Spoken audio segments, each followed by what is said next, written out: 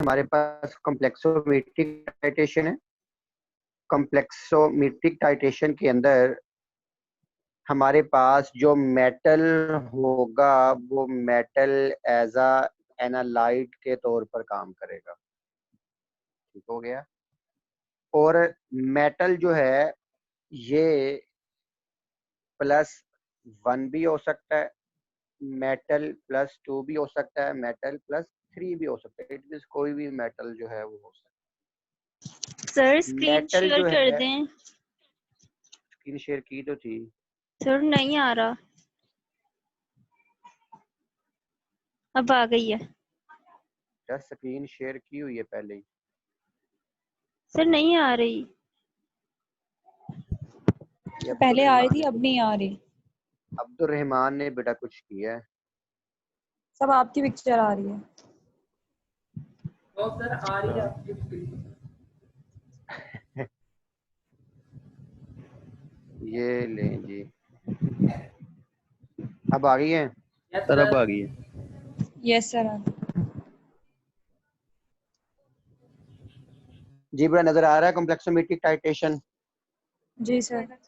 चलें, शुक्र है, शुरू करते हैं। जी सर आ रहा। जी मैं बेटा ये कह रहा था कि कॉम्प्लेक्सोमेट्रिक टाइटेशन के अंदर हमारे पास क्या होगा कि हमने एक मेटल लेनी है। मेटल जो है ये कीटाइन होगी। कीटाइन बेटा ये +1 भी हो सकती है, कीटाइन +2 भी हो सकती है, और कीटाइन +3 भी हो सकती है। ये मेटल जो है ये क्या करेगी, किसी लिगेंड्स को अपने साथ अटैच करेगी, या ये कह सकते हैं कि को लिगेंड्स जो है ये इस मेटल को अपने साथ क्या करेगा, अटैच करेगा। जो लिगेंड्स हैं, इट मीन्स जो इलेक्ट्रॉन्स डोनर्स ग्रुप हैं उसको हम कॉम्प्लेक्सिंग एजेंट भी कहते हैं, लिगेंड्स भी कहते हैं, और चिलेटिंग एजेंट भी कहते हैं, चिलॉन भी कहते हैं, और सिक्वेस्ट्रिंग एजेंट भी हम इनको कहते हैं। जो वाटर सॉल्युबल होंगे लिगेंड्स, ठीक है, जो वाटर सॉल्युबल होंगे उसको हम नाम देंगे सिक्वेस्ट्रिंग एजेंट्स का। तो अब हम बात करते हैं कि हमारे, नहीं आ रही। मैं बोला ही नहीं हूँ बेटा, आवाज क्या है। अच्छा, अब ना ये जो मेटल जो हैं, ये मेटल्स लिगेंड के साथ क्या करेंगे, अटैच होंगे, और क्या बनाएंगे, कोई कॉम्प्लेक्स आइन बनाएंगे। या हम ये कह सकते हैं कि ये क्या बनाएंगे, कीलेट्स बनाएंगे, या हम ये कह सकते हैं कि ये मेटल कॉम्प्लेक्स की फॉर्मेशन करेंगे, या मेटल कोऑर्डिनेट कंपाउंड की फॉर्मेशन करेंगे, या बेटा कीलेट कंपाउंड की फॉर्मेशन करेंगे। ये सारा का सारा काम जो होगा ये भी मेटल आइन इंडिकेटर की फॉर्म में होगा। ये जो मेटल आइन इंडिकेटर है, एक्चुअली ये भी हमारे पास एक किस्म के कॉम्प्लेक्सिस इंडिकेटर होंगे। ठीक है, ये भी हमारे पास क्या होंगे, कॉम्प्लेक्सिंग होंगे। लेकिन ये जो कॉम्प्लेक्सिंग इंडिकेटर्स हैं ये लेस स्टेबल होंगे देन दीज लिगेंड से। तो इसमें हम हमारे पास जैसे EDTA की टाइटेशन वगैरह शामिल हो जाएगी इसके अंदर। अब हम बात करते हैं कि हमारे पास जो है, अगर कोई मेटल है, मेटल अटैच होगा किसके साथ, वाटर के साथ। इट मींस मेटल आइन जो हैं, मेटल आइन जो हैं ये किसके साथ अटैच हैं, वाटर के साथ अटैच है। मेटल आइन जो हैं ये किसके साथ अटैच हैं, वाटर के साथ अटैच हैं। इट मींस ये हाइड्रेटेड फॉर्म के अंदर हैं। ठीक है जी। इट मींस हम ये कह सकते हैं कि ये सॉल्वेंट मॉलिक्यूल्स हैं। हम ये कह सकते हैं कि ये जो हमारे पास मेटल्स है ये वाटर के साथ अटैच है। अब हमने इसके अंदर क्या किया, कोई लिगेंड डाला। लिगेंड जो है, जैसे फॉर एग्जांपल हमारे पास कॉपर है, कॉपर जो है ये बॉन्ड बना के बैठा हुआ किसके साथ, वाटर के साथ। हमने इसके अंदर अटैच डाल दिया अमोनिया का सोल्यूशन। अब क्या होगा, जो अमोनिया मॉलिक्यूल है ये वाटर को यहाँ से निकाल देगा। वाटर को निकाल कर खुद इसकी जगह क्या कर लेगा, अटैच हो जाएगा। इसकी वजह क्या है कि अमोनिया का कॉम्प्लेक्स कॉपर के साथ ज्यादा स्टेबल बन रहा है देन वाटर। तो इस तरह जो मेटल जो है, जो पहले वाटर के अंदर डिसॉल्व थी, जो कि वाटर के साथ हाइड्रेटेड थी, अब वो क्या हो जाएगी, वो अमोनिया के साथ अटैच हो जाएगी। तो अमोनिया जो है यहाँ पे क्या काम कर रहा है, एज अ लिगेंड्स के तौर पर काम कर रहा होगा। तो हम ये कह सकते हैं कि जब हमने किसी मेटल आइंस का कॉम्प्लेक्स बनाना है तो सबसे पहले मेटल को वाटर के अंदर सॉल्युबल करेंगे और वो सॉल्यूशन फॉर्म में आ जाएगा। सॉल्यूशन फॉर्म में आएगा, देन हम क्या करेंगे, उसके अंदर वो लिगेंड्स डालेंगे।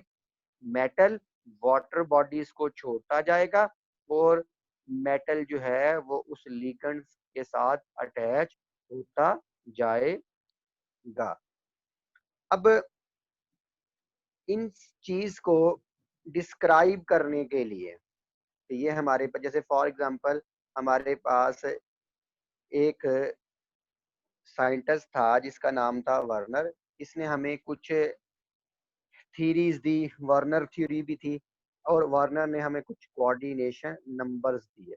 ये क्या कहता है, ये हमारे पास ये वर्नर ये कहता है कि अगर maximum number of small group हो which can be accommodated around it, कि हमारे पास अगर मेटल जो है, अगर हमारे पास मेटल जो है उसके साथ हम क्या कर लें, अगर लिगेंड्स को अटैच कर लें तो वो क्या करेंगे, वो एक कॉम्प्लेक्सिस की फॉर्म के अंदर बना देंगे। जैसे ये कहा है कि negative charge on the complex ion is equal to the total number of negative group minus the valency of the ions. अब इसी चीज को आगे ब्रीफ करते हैं।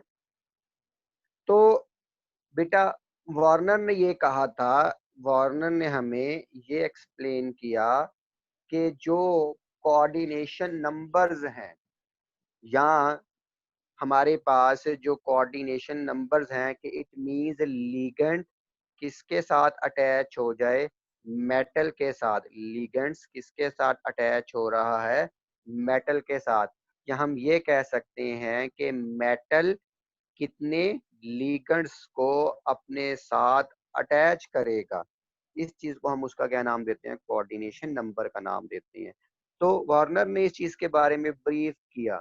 वो कहता है कि हमारे पास अगर हम एक एलिमेंट ले लें, जैसे फॉर एग्जांपल बोरॉन है, बोरॉन का एटॉमिक नंबर जो है ये हमारे पास 5 है। पहले शेल के अंदर इसके 2 इलेक्ट्रॉन है, सेकंड शेल के अंदर इसके 3 इलेक्ट्रॉन।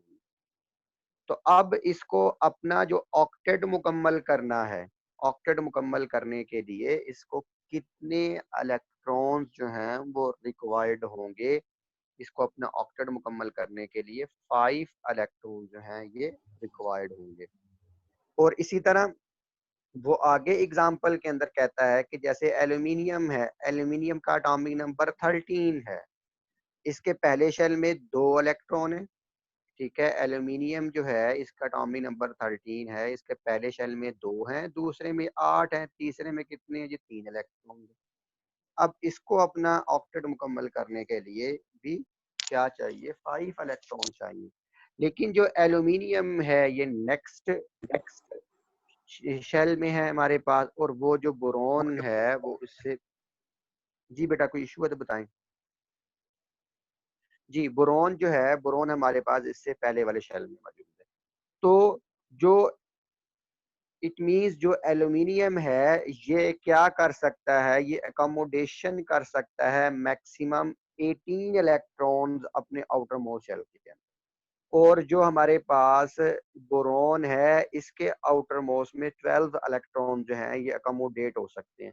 ये वार्नर कह रहा है कि ये क्यों होंगे, ये इसके अंदर एक इफेक्ट आएगा जिसको हम क्या नाम देते हैं, स्टेरिक इफेक्ट का नाम देते हैं। स्टेरिक इफेक्ट का क्या है कि ये साइज के ऊपर डिपेंड कर रहा है। जिस एलिमेंट का जितना बड़ा साइज होगा वो उतने ही इलेक्ट्रॉन्स को अपने अंदर जो है ये कैपेबल होगा अपने अंदर जो है क्या कहते हैं उसको, स्टेबल करने के लिए। मतलब उसकी लिमिट जो है वो इतनी लिमिट्स होगी कि जो उसका साइज है। इट मीन ये डिपेंड करेगा स्टेरिक फैक्टर्स के ऊपर।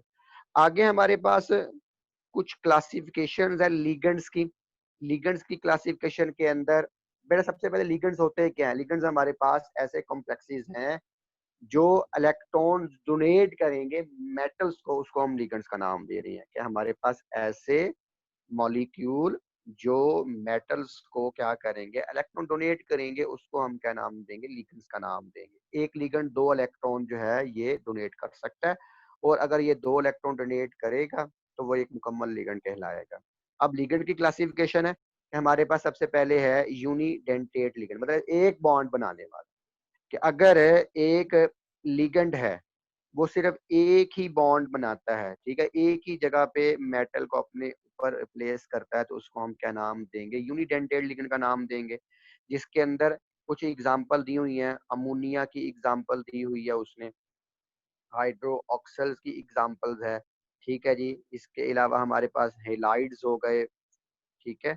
ये सारी की सारी एग्जांपल जो है ये यूनिडेंटेट लिगेंड्स की एग्जांपल्स हैं। अब सर सर सर जी जी जी जी जी सर ये आपने जो ये कहा है ना यूनिडोनेट लिगेंड्स के अंदर कि एक प्लेस से, तो सर एक पेज का क्या मतलब है? सिंगल बॉन्ड कोऑर्डिनेट में तो पूरा पेयर डोनेट करना होता है, तो सिर्फ एक जी पेयर जी डोनेट करेंगे या 2 पेयर डोनेट होंगे? एक पेयर डोनेट होगा, पूरा का पूरा पेयर डोनेट होगा, ठीक है। सही सही। मतलब ये है, ये देखे ना, कहने का मतलब ये है कि इस आगे एग्जांपल में हमारे पास ये वाली एग्जांपल, इसी एग्जांपल को आगे हमने एक्सप्लेन करना है, इसमें ये आपकी बात बिल्कुल क्लियर हो जाएगी, ठीक हो गया ये वाली एग्जांपल, सही। ठीक है। नेक्स्ट पेज पे आपकी इस एग्जांपल को क्लियर कर लेते हैं बात को। अब जी हमारे पास मेटल है। मेटल क्या है? मेटल हमारे पास कॉपर है। हम किसके साथ अटैच कर रहे हैं? लिगेंड्स के साथ, अमोनिया के साथ, मोनोडेंटेट लिगेंड्स। अमोनिया ने क्या किया? कॉपर के साथ अटैच हो गया, लेकिन कॉपर की अभी कैपेबिलिटी है कि वो आगे और अमोनिया को अटैच कर सके। तो अगर एक ये अगर एक अमोनिया अटैच हो रहा है तो ये हमारे पास फर्स्ट स्टेप हो जाएगा। फिर आगे हमने क्या किया? इसी को दोबारा लिया और इसके अंदर एक और अमोनिया ऐड कर दिया, तो ये 2 हो गया। इसी को हमने दोबारा पकड़ा है, इसके अंदर एक और अमोनिया ऐड कर दिया, तो ये 3 हो गया। इसी को दोबारा पकड़ा है और इसके अंदर एक अमोनिया और ऐड कर दिया, तो ये हमारे पास क्या हो गया? 4 हो गया। कहने का मकसद ये है कि ओवरऑल रिएक्शन के अंदर जो कॉपर आयन है ये 4 अमोनिया को अपने साथ अटैच करके क्या बना रहा है? एक कॉम्प्लेक्स बना रहा है, एक इलेट्स फॉर्म बना रहा है, ठीक है। और ये हमारे पास जो बॉन्ड बनेंगे सारे के सारे वो कोऑर्डिनेट कोवलेंट बॉन्ड्स होंगे। इसी तरह बाइडेंटेट है। बाइडेंटेट क्या होगा? कि जो 2 इलेक्ट्रॉन पेयर जो है Excuse me, ये sir. डोनेट। जी सर बेटा, प्लीज ये एक बार दोबारा रिपीट कर दें। ये एग्जांपल वाली, ये वाली। जी सर। अच्छा, देखिए बेटा जी, ये हमें ये कह रहा है कि हमारे पास फॉर्मेशन है किसकी? कॉम्प्लेक्स की। किस कॉम्प्लेक्स की? टेट्रा अमाइन क्यूपरेट की। ये टेट्रा अमाइन क्यूपरेट जो है ये काफी सारे स्टेप्स के अंदर कंप्लीट होगा, और इसको हम देखते हैं कैसे कंप्लीट होगा ये बेटा अगर हम बात करते हैं इसके फर्स्ट स्टेप के ऊपर, ठीक है। अगर हम बात करते हैं फर्स्ट स्टेप के अंदर, तो कॉपर हमारे पास कॉपर आयन मौजूद है सोल्यूशन के अंदर, हमने उसके अंदर क्या ऐड किया? अमोनिया ऐड किया। जब अमोनिया ऐड किया तो अमोनिया और कॉपर जो है ये कॉम्प्लेक्स बना किया, और ये हमारे पास कॉम्प्लेक्स आया, ठीक है, मतलब अमाइन क्यूपरेट का। फिर हमने इसी के अंदर और एडिशन कर दी, किसकी? अमोनिया की। जब हमने इसके अंदर एडिशन की अमोनिया की तो ये हमारे पास डाई हो गया, डाई अमाइन बन गया। अब इस डाई अमाइन के अंदर अगर हमने और एडिशन की अमोनिया की तो ये हमारे पास ट्राई अमाइन हो गया, और इस ट्राई अमाइन के अंदर अगर हमने नेक्स्ट और एडिशन की तो ये क्या बन गया? टेट्रा अमाइन की फॉर्मेशन होगी। हम ये कहना चाह रहे हैं कि इन चारों स्टेप्स के बाद जाके हमारे पास क्या बनेगा, टेट्रा अमाइन क्यूप्रेट की फॉर्मेशन होगी।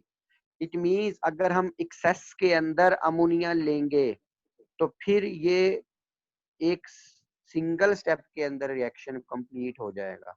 लेकिन अगर हम क्या करेंगे, माइन्यूट अमाउंट के अंदर क्या ले रहे होंगे, अमोनिया की एडिशन कर रहे होंगे, तो फिर हमारे पास जो है सबसे पहले अमाइन, फिर डाई, फिर ट्राई, फिर टेट्रा की फॉर्मेशन जो है ये अक्कर होगी। आगे मूव होते हैं। नेक्स्ट हमारे पास है जी सर कि हाँ जी सर ये बात बता दें कि लिगेंड क्या हमेशा कोई मॉलिक्यूल ही होगा या कोई एटम भी हो सकता है? लिगेंड बेटा एटम भी हो सकता है, मॉलिक्यूल भी हो सकता है, ठीक है। अगर और कोई आयन भी हो इलेक्ट्रॉन, सकता है?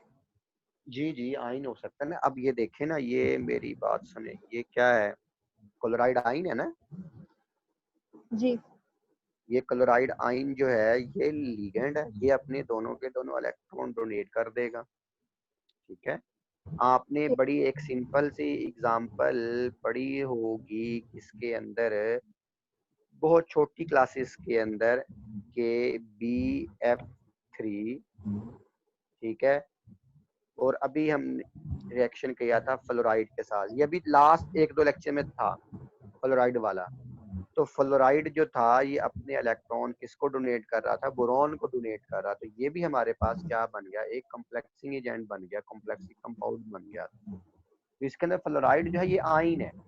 बेटा लिगेंड्स क्या होंगे, लिगेंड्स हमारे पास ऐसे मॉलिक्यूल हो सकते हैं, ऐसे आयन हो सकते हैं जिसके अंदर एबिलिटी होगी to donate the electron pair, कि जो अपने इलेक्ट्रॉन पेयर डोनेट कर सके किसको, मेटल आयन को। उसको हम क्या नाम दे देंगे, लिगेंड्स का नाम दे देंगे। ठीक है सर। सर अब आपने बोला था कि एक लिगेंड मॉलिक्यूल 2 इलेक्ट्रॉन डोनेट करेगा, डेफिनेटली तो यहाँ पे अमोनिया करेगा डोनेट कॉपर को।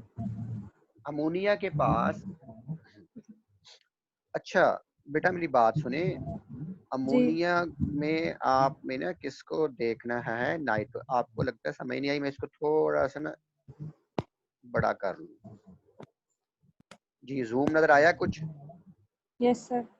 अच्छा, नाइट्रोजन नजर आ रही है जी ये वाली? जी सर। अच्छा, इस नाइट्रोजन के ऊपर आपको इलेक्ट्रॉन नजर आ रहे हैं दो। जी ये जो दो इलेक्ट्रॉन है ये है नाइट्रोजन का लोन पेयर, सही सर। ठीक है। मतलब जी अमोनिया के पास हम बात नहीं कर रहे, होगा क्या, नाइट्रोजन के पास एक लोन पेयर है। यही लोन पेयर जो है ये डोनेट होगा किसको, कॉपर। कॉपर को। ठीक हो गया ना, कॉपर आयन। जी सर, मतलब अब कि बात समझ आ गई? हाँ जी हाँ जी जी सर आ गया। ये एटम भी हो सकता है, मॉलिक्यूल ही होगा, लिगेंड एटम भी हो सकता है। जी जी बिल्कुल। हम ये कह सकते हैं कि हमारे पास क्या होगा, लिगेंड्स क्या होगा। आपने इनऑर्गेनिक में ये चीजें नहीं पढ़ी, आपने इनऑर्गेनिक आपकी स्टार्ट नहीं है? सब पढ़ रहे हैं तो इनऑर्गेनिक में कोऑर्डिनेशन केमिस्ट्री आपने नहीं पढ़ी अभी? सर, अभी तो सर बहुत पीछे है सीरीज हम। वगैरह भी पढ़ रहे हैं। क्या पढ़ रहे हैं? सीरीज वगैरह पढ़ रहे हैं, वीबीटी, एमओटीए, और अभी अच्छा बस उसकी, हाइब्रिडाइजेशन स्टार्ट की हुई है। अच्छा अच्छा, बस फिर आ जाएगी एक आधे दिन में ना, एक आधे लेक्चर में ये भी इंक्लूड हो जाएगी। तो वहां पे ये बहुत जबरदस्त किस्म की ना वो पढ़ा रहे होते हैं। तो बेटा ये वही है कि नाइट्रोजन जो है, नाइट्रोजन के पास जो लोन पेयर है वो डोनेट होगा, वो डोनेट होकर जो जाएगा मेटल को। फिर हम कहेंगे कि ये क्या बन गया है, अमोनिया लिगेंड बन गया है, कि ये इलेक्ट्रॉन पेयर डोनेट कर रहा है, या मतलब लोन पेयर डोनेट कर रहा है। तो इस चीज को हम क्या ओके नाम सर। देंगे, लिगेंड्स का नाम दे रहे होंगे। अगर बेटा ये अगर कोई एटम दो इलेक्ट्रॉन पेयर डोनेट कर रहा होगा, अगर कोई एटम दो इलेक्ट्रॉन पेयर डोनेट कर रहा होगा तो उसको बाइडेंटेट कहेंगे। अगर तीन कर रहा है तो ट्राइडेंटेट, चार कर रहा है टेट्राडेंटेट, पांच कर रहा है पेंटाडेंटेट, और अगर बहुत सारे कर रहा होगा तो उसको हम क्या नाम देंगे, पॉलीडेंटेट का नाम दे रहे होंगे।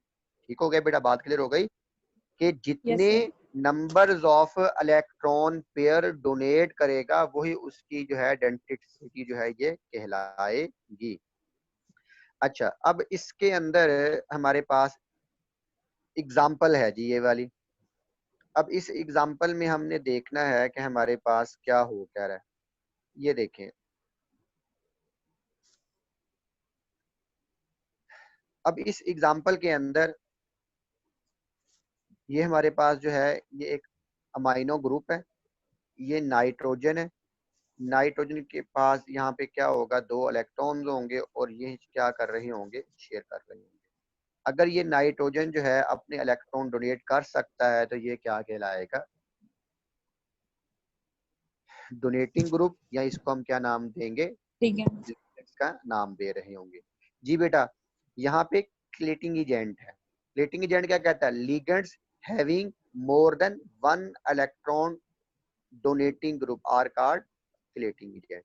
अगर वो एक से ज्यादा नंबर्स ऑफ इलेक्ट्रॉन को डोनेट कर सकता है, ग्रुप डोनेट करने की एबिलिटी रखता है, तो उसको हम क्या नाम दे सकते हैं, क्लेटिंग एजेंट का नाम भी दे सकते हैं।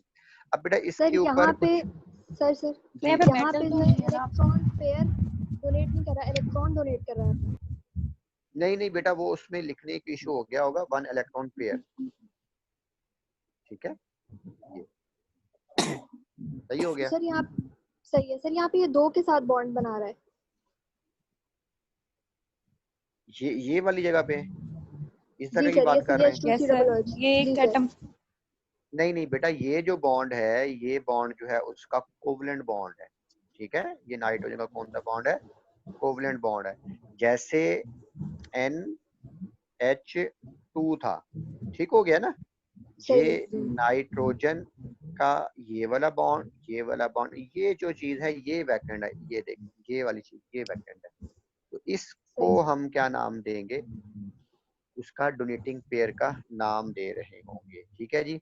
अब बात करते हैं कि इनकी सॉल्युबिलिटी के ऊपर, कि अगर ये हमारे पास इसके अंदर हाइड्रोफोबिक ग्रुप्स जो हैं सच एज कार्बोक्सिलिक ग्रुप, ठीक है, सल्फोनिक ग्रुप, अमाइन ग्रुप और हाइड्रोक्सिल ग्रुप्स जो हैं ये मौजूद होंगे तो ये वाटर सॉल्युबल होंगे। ठीक है जी, अगर ये वाले ग्रुप अटैच हैं तो ये वाटर सॉल्युबिलिटी जो है ये इंक्रीज कर रहे हैं।